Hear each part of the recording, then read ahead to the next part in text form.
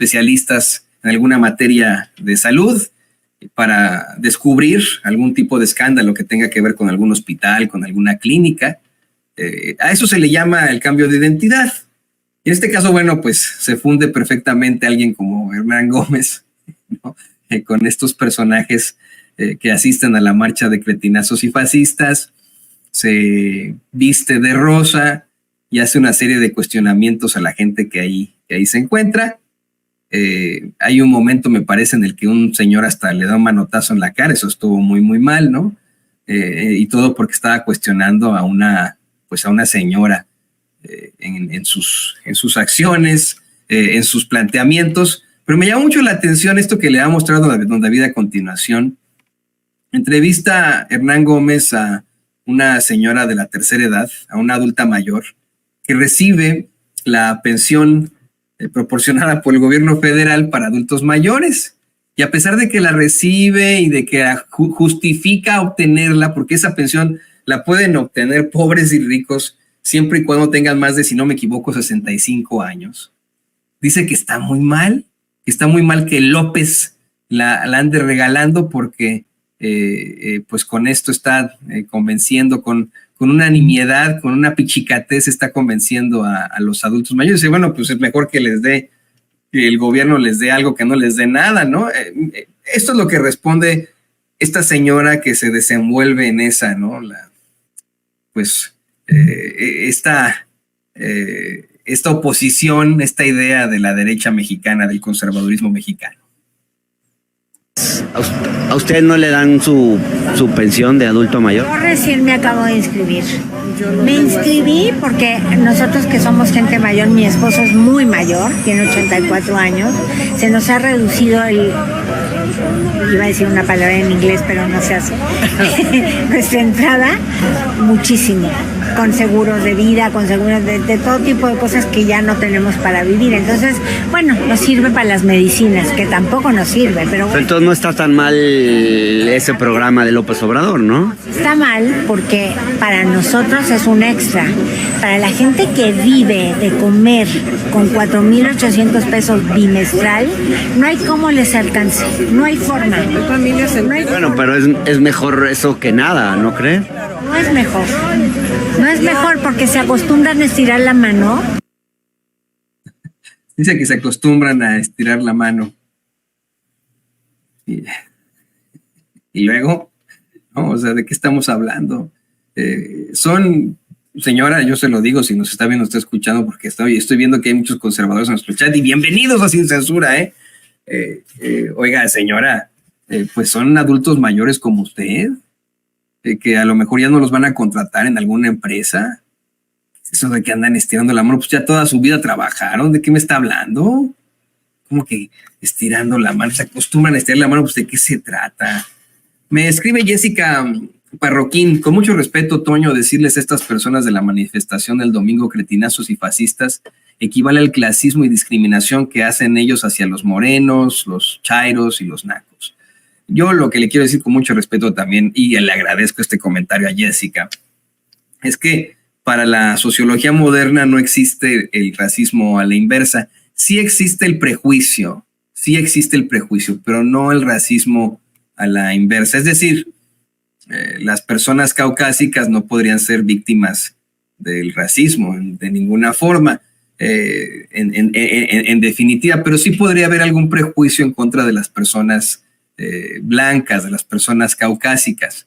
Ahora bien, la palabra cretinazo y la palabra fascista nada tiene que ver con el origen, raza, etnia, preferencia sexual, estatus social, estatus socioeconómico de una persona, por lo cual creo que no entra en la categoría, se lo digo con mucho respeto, Jessica, no entra en la categoría del clasismo o de la discriminación.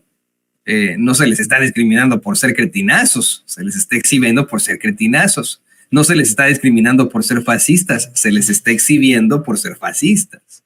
Le digo, ya hemos hablado tantas veces de la definición del fascismo, la cual se aplica, en cuanto a la definición del libro de texto, absolutamente a muchas de estas personas. Entonces, no es de ninguna forma una intención nuestra ofenderles o discriminarles o incluso tener algún tipo de prejuicio contra, sino exhibir en las circunstancias en las que están incurriendo. Bueno, este es su servidor, yo me hago responsable de mis dichos. Considero que efectivamente hay una cretinidad en su actuar, hay que buscar también en la definición, y por supuesto que sus ideas son fascistas, son definitivamente fascistas. Ahorita que vayamos al siguiente video, que le voy a presentar a continuación, valga la redundancia, estoy siendo muy pleonásmico hoy, le voy a explicar, si usted gusta, la definición del libro de texto del fascismo. Pero miren, seguimos en el mismo clip, ¿eh? Este es otro momento al que se enfrenta Hernán Gómez en su, pues no tan difícil cambio de identidad, ¿no? Para él fue pues casi inmediato mimetizarse ahí, ¿no? Pero este es otro momento al que se enfrenta. Está hablando con una señora a la que otra señora intenta callar y se empiezan a hacer de palabras y casi se agarran allá manotazos en medio de esta concentración. Y si me permite decirlo con mucho respeto, marcha de cretinazos y fascistas. Si ustedes, me imagino que todos los que están aquí apoyan a Xochitl, ¿no?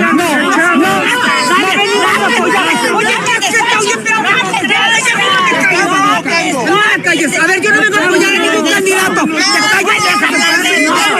ciertas divisiones en el movimiento? Yo no vengo a apoyar a ningún candidato. No ciertas divisiones. Yo no vengo a apoyar a ningún candidato. Soy un ciudadano defendiendo la democracia.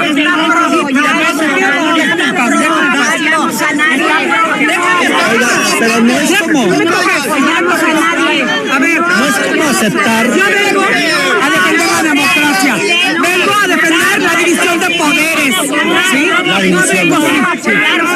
No vengo a...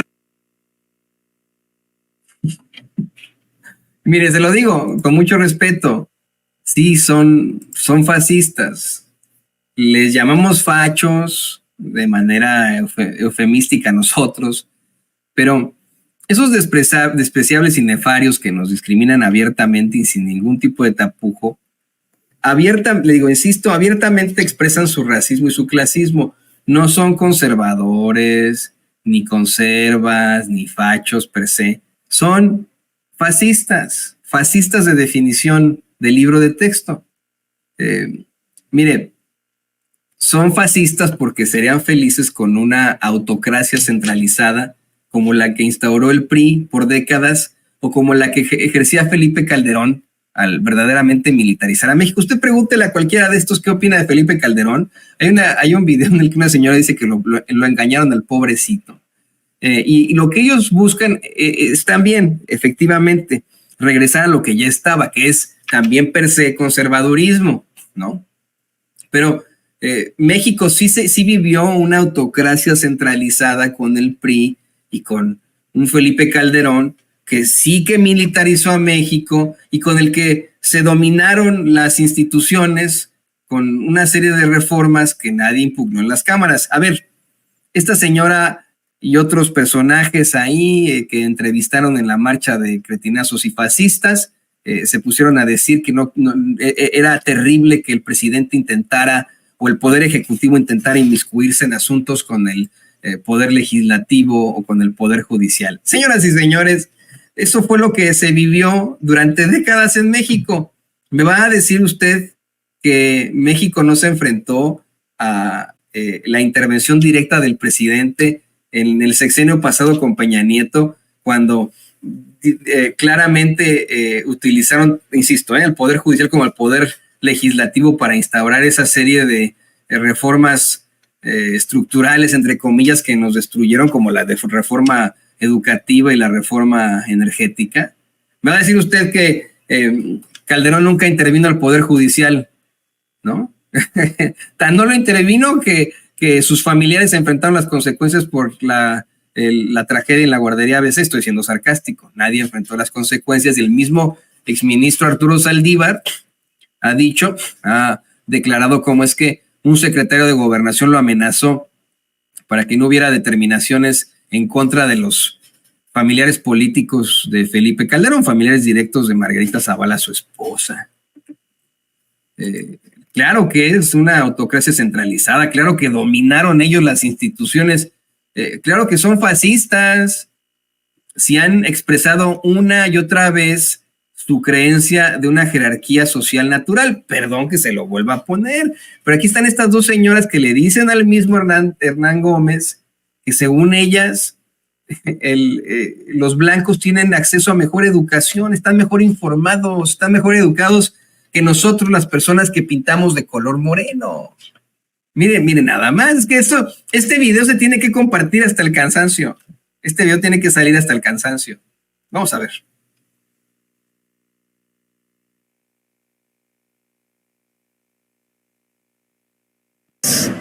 ¿A usted no le dan su pensión de adulto mayor? Yo recién me acabo de... Este no es, creo que lo entendió la gente perfectamente. Y es que, mire, pobre don David está haciendo muchas cosas y a veces pues no puede él poner atención al vivo, ¿no? Estamos ahorita en vivo, a la transmisión, entonces ahorita está revisando un buen de videos que va a poner en unos momentos más en los espacios de Vicente, pero pues estaba poniendo atención ahorita, querido amigo don David, pobrecillo, entonces... es el video, don David, en el que Hernán Gómez entrevista a dos señoras que le dicen, el que puso el presidente López Obrador, pero nada más el puro video de Hernán Gómez, en el que le dicen que, según ellas, los blancos tienen mejor educación que nosotros los morenos. Digo, no es culpa de don David anda haciendo miles de cosas, ¿no?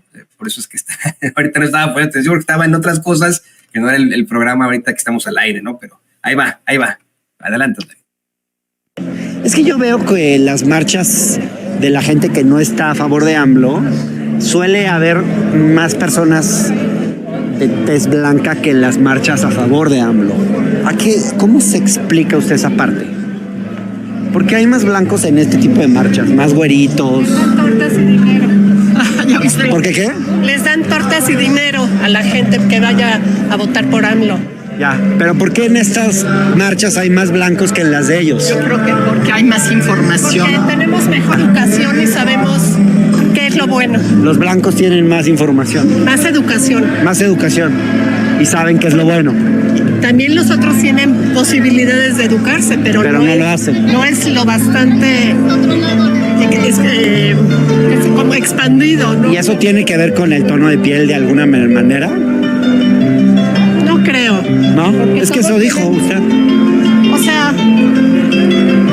Ya lo pensó bien, pero no. La realidad es que claro, así es. Es como, así sucede, no es, ¿no? Así es.